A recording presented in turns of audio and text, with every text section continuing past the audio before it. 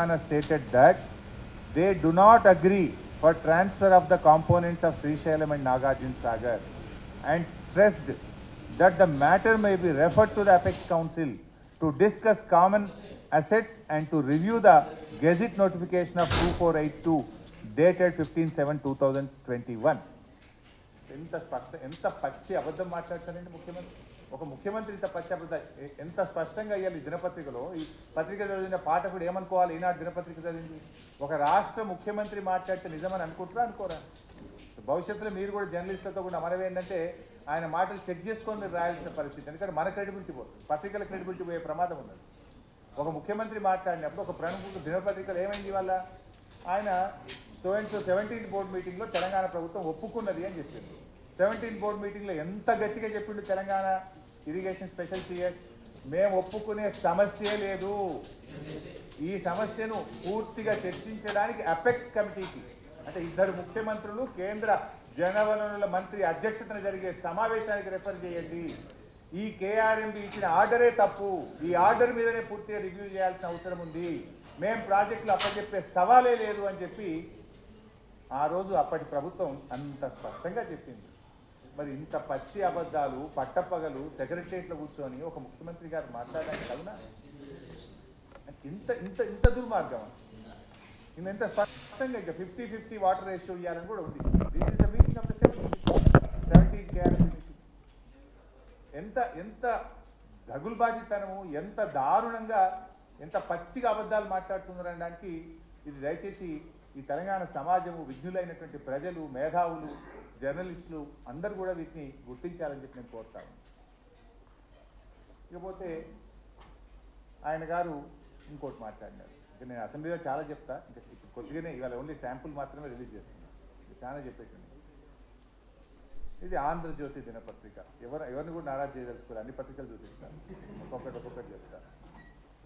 So ఇది ఆంధ్రజ్యోతి దినపత్రికలో ఈరోజు పత్రిక. మైక్ వస్తలేదా బై సార్? ఓకే. ఆంధ్రజ్యోతి దినపత్రిక. పదవులకు ఆశపడి పెదవులు మూసుకున్నారు, ఇది మా మీద ఆరోపణ. ముఖ్యమంత్రి గారు ఏమంటాడు? ముఖ్యమంత్రి గారు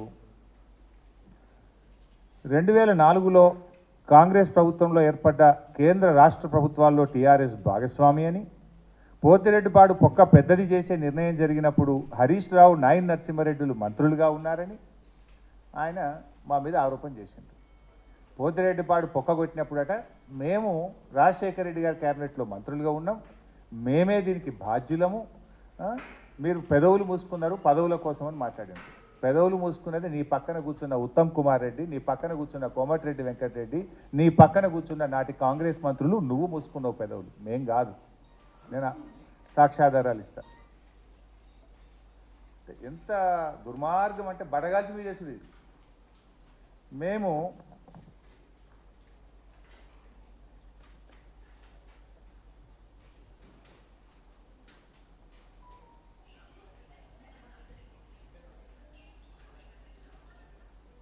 బైసాబ్ ఈ 2 జీవోలు పోతిరెడ్డిపాడు ప్రాజెక్టును పొక్క పెద్దగా చేయడానికి ఆనాటి ఆంధ్రప్రదేశ్ ప్రభుత్వంలో వైఎస్ రాజశేఖర రెడ్డి గారు తెచ్చిన జీవోలు.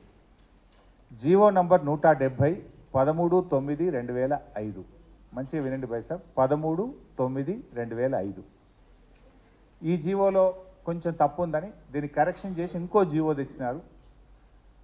GO number 233 19 December 2005. సో మొదటి జీవో వచ్చింది 13 సెప్టెంబర్ 2005కి వచ్చింది. మరి మేము మంత్రులుగా ఎప్పుడు రాజీనామా చేసినాం బైసాబ్? ఇది కూడా మళ్ళా, ఎందుకంటే ఆంధ్రజ్యోతి చూపించిన కనుక ఆంధ్రజ్యోతి చూపిస్తా. కాంగ్రెస్ సంకీర్ణంతో టీఆర్ఎస్ తెగదెంపులు. ఇది ఏ రోజు పత్రిక? జూలై 5, అంటే జూలై 4వ తేదీ, జూలై 4, 2005. జూలై నెలలోనే మేము ఆనాటి కాంగ్రెస్ ప్రభుత్వం తెలంగాణకు అన్యాయం చేస్తుందని గడ్డిపోచల్లాగా మా పదవులు వదులుకొని బయటకు వచ్చింది మేము. ఆ రోజు మేము ఏ అంశాల మీద రాజీనామా చేసినాం? ఇక్కడనే ఉంది పక్కన. 610 జీవో అమలు చేయడం లేదు కనుక రాజీనామా చేస్తున్నాం. పులిచింతల తెలంగాణను ముంచి ఆంధ్రాకు నీళ్లు పారిస్తున్నావు గనక తెలంగాణకు అన్యాయం చేసే పులిచింతల ప్రాజెక్టు కడుతున్నాం కనుక రాజీనామా చేస్తున్నాం. తెలంగాణ ఉద్యమ పవిత్రత కాపాడడం కోసం రాజీనామా చేస్తున్నాం. తెలంగాణ ప్రాంతానికి వైఎస్ రాజశేఖర రెడ్డి గారు అన్యాయం చేస్తున్నారు కనుక రాజీనామా చేస్తున్నాం. నక్సలైట్లతో చర్చలు జరగాలంటే మీరు ఎన్కౌంటర్లు చేస్తున్నారు కనుక రాజీనామా చేస్తున్నాం. ఆ రోజు తెలంగాణ ప్రజల ప్రయోజనాల కోసం మేము జూలై 4, 2005 మేము రాజీనామా చేసినాం. పోతిరెడ్డిపాటి జీవో ఎప్పుడు వచ్చింది బైసాబ్? 13 సెప్టెంబర్ 2005.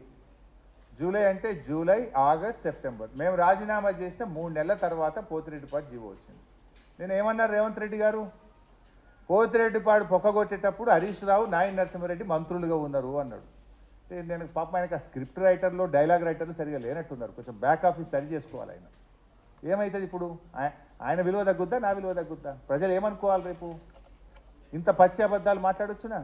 మేము అప్పటికే 3 నెలల ముందే మా మంత్రి పదవులను తెలంగాణ ప్రజల కోసం, తెలంగాణ ఉద్యమం కోసం ఏడాది కాలంలోనే పదవులు వదులుకున్న చరిత్ర మాది. పదవుల కోసం పెదవులు మూసుకున్నది, పదవుల కోసం పార్టీలు మారిన చరిత్ర నీకు, నీ మంత్రివర్గ సభ్యులకు ఉన్నది, మాకు లేదు. నువ్వు మమ్మల్ని మాట్లాడినప్పుడు డెఫినెట్గా మేము సమాధానం చెప్పాలి కదా. ఇప్పుడు ఎవడు పెదవులు మూసుకున్నాడు? పదవుల కోసం అమ్ముడు పోయినోడేవాడు? పదవుల కోసం పార్టీలు మారినోడేవాడు? పదవుల కోసం త్యాగాలు, ప్రజల కోసం త్యాగాలు చేసినోడేవాడు? అర్థమవుతలేదా ప్రజలకు? అంతేకాదు, ఇది అసెంబ్లీ, ఆంధ్రప్రదేశ్ లెజిస్లేటివ్ అసెంబ్లీ సోమవారం అక్టోబర్ 3, 2005. ఆయన నిన్న మాట్లాడతాడు, ఓ మా పీజేఆర్ గారు కొట్లాడారు. Yes, I agree. ఒకే ఒక్కడు కొట్లాడిండు పీజేఆర్. మీరందరూ పెదవులు మూసుకున్నారు. నువ్వు తెలుగుదేశంలో ఉన్నావు, మిగతా నీ క్యాబినెట్ సహచరులంతా కాంగ్రెస్ పార్టీలో ఉండి పెదవులు మూసుకున్నారు. కొట్లాడింది మేము. మాతో పాటు గొంతు కలిపినోడు ఆనాడు కాంగ్రెస్ పార్టీలో ఒక్కడే. కానీ ఆయన ఏ రకంగా మాట్లాడినా మేము మంత్రులుగా ఉండి మేము పెదవులు మంత్రులుగా మేము లేము. అంతకు 3 నెలల ముందే రాజీనామా చేసినాం.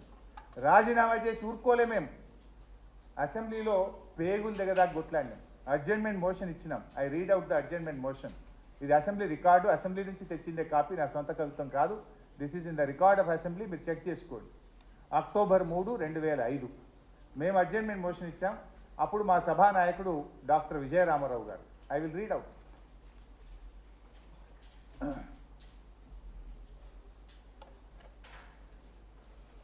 ఏ అడ్జర్న్మెంట్ మోషన్స్ డిస్కషన్లోకి రావో వాటి విషయమై మీరు వేరే నిబంధనల ప్రకారం వస్తే వాటిని పరిశీలించడం జరుగుతుంది అని స్పీకర్ గారు అనౌన్స్ చేసి, డాక్టర్ జి విజయరామారావు అంటే మా ఫ్లోర్ లీడర్ ఆయన, augmentation of Pothireddypadu water, it is disastrous, it is a dangerous move. The government decision is adversely affecting the interests of Telangana and Delta region. Ultimately, the entire Krishna water will be diverted to only Rayalaseema area. In future, there will not be any amount of water available to either Telangana or Delta area. This is a highly dangerous move and it is affecting the interests of Telangana people. అని ఆ రోజు మేము అసెంబ్లీలో adjournment motion ఇచ్చి అసెంబ్లీని స్తంభింపజేసినాం. ఒక్కరోజు 2 రోజులు కాదు, పోతిరెడ్డిపాడు మీద 40 రోజులు అసెంబ్లీని స్తంభింపజేసి ఉమ్మడి ఆంధ్రప్రదేశ్లో గడగడలాడించింది ఆనాటి టీఆర్ఎస్ పార్టీ. పోరాడింది మేము. గొంతు పోయేదాకా గొంతు చించుకొని మేము గొంతెత్తి నినాదాలు ఇచ్చినాం.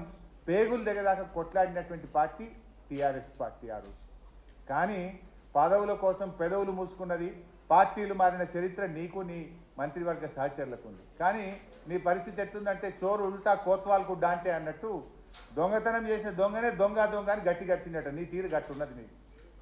ఎవరు ఇప్పుడు అర్థమవుతలేదు. ఇంతకంటే సాక్ష్యాధారం ఏం కావాలి? జీవో ఎప్పుడు వచ్చింది, మేము రాజీనామాలు ఎప్పుడు చేసినాము, అసెంబ్లీలో కొట్లాడింది ఎవరు, ఇంతకంటే సాక్ష్యాధారాలు ఏం చూపించాలి?